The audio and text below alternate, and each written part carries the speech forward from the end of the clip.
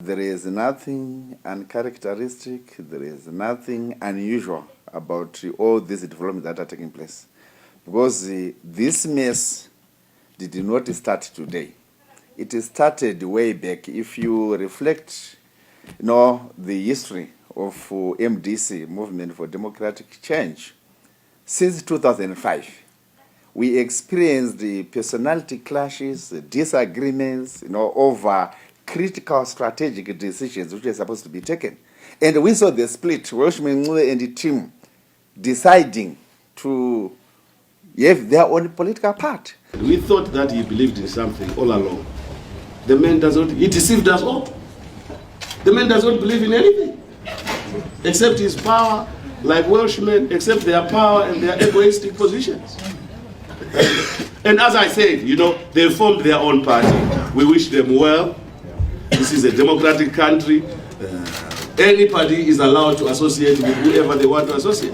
But they cannot pretend that they are MDCT. The intention is to hijack the people's movement. Fast forward, even if you check, come 2013, we saw also again Tendai Biti creating also his own party, Elton Mangoma, another party. Then we fast forward 2018, also the same, how Chamisa grabbed the power from the mainstream MDCT right through to what we are experiencing today. Tinema challenge akawanda. Takaona takuda kurwiswa mumatarezi mhosva. Tikaona agenda yoda kuzama kushandisa makotsi.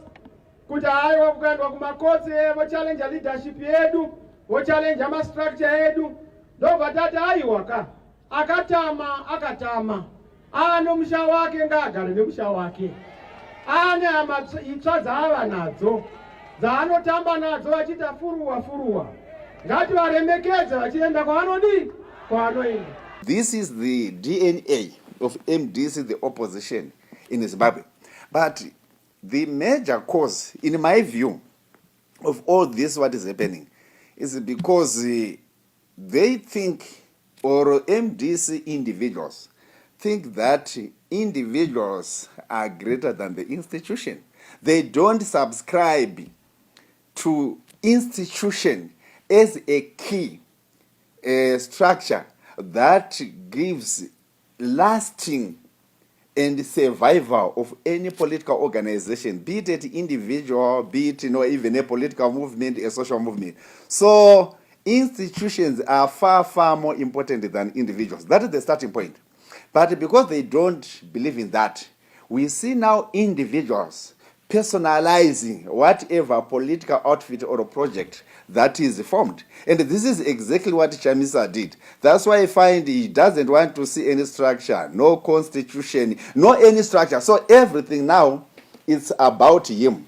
So that's why he centralized power in himself. So all decisions.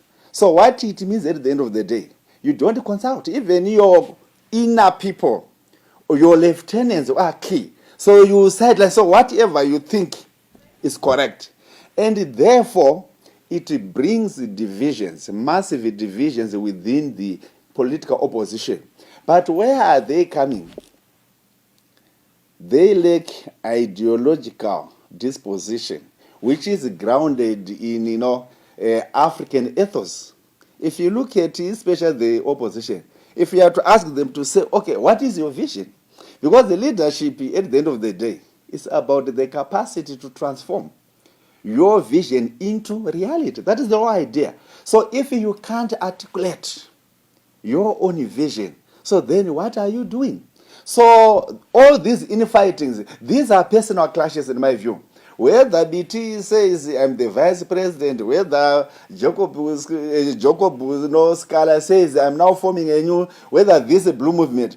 The blue movement, for your own information, it will not even see the light of the day. The reason is what Chamisa has done so far is very clear, and everybody can say that he has no capacity to handle internal fights, internal divisions. So whatever the blue movement, if it is formed today, what is going to happen to the infights? Because it's inevitable in any organization where human beings meet.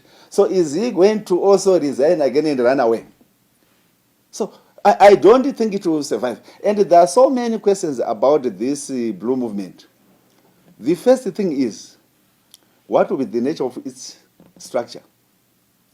Is he going to continue with the model where he says, I don't need the structure, I don't need the constitution, and he believes only to use what he calls the chief advisor, who is the Holy Spirit?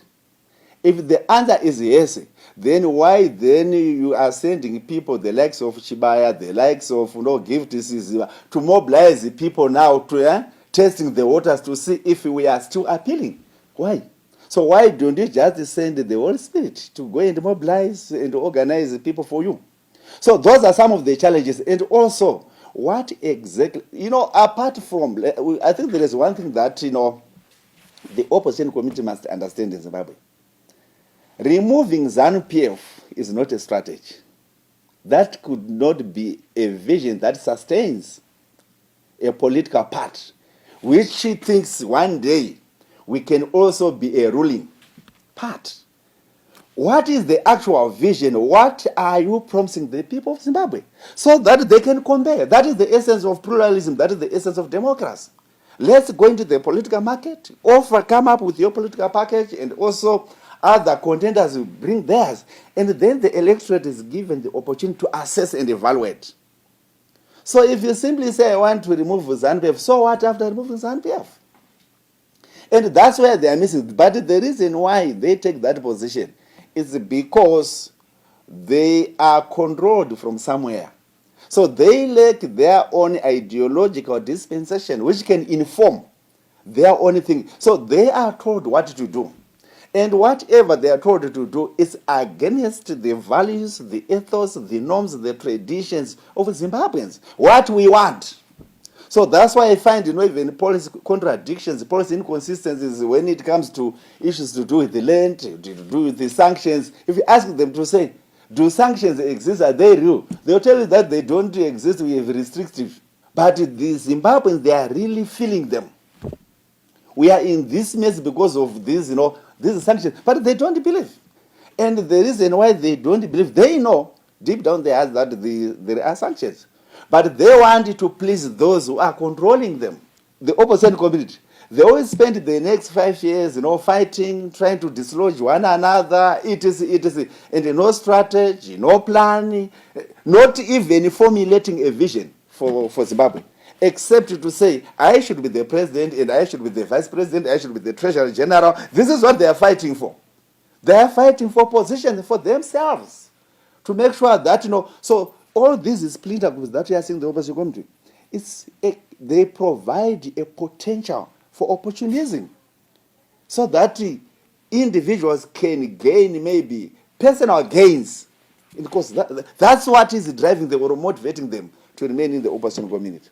So, in short, at the moment, ZANU-PF has no competitor, and there is no real strong opposition that can dislodge ZANU-PF from ruling this country.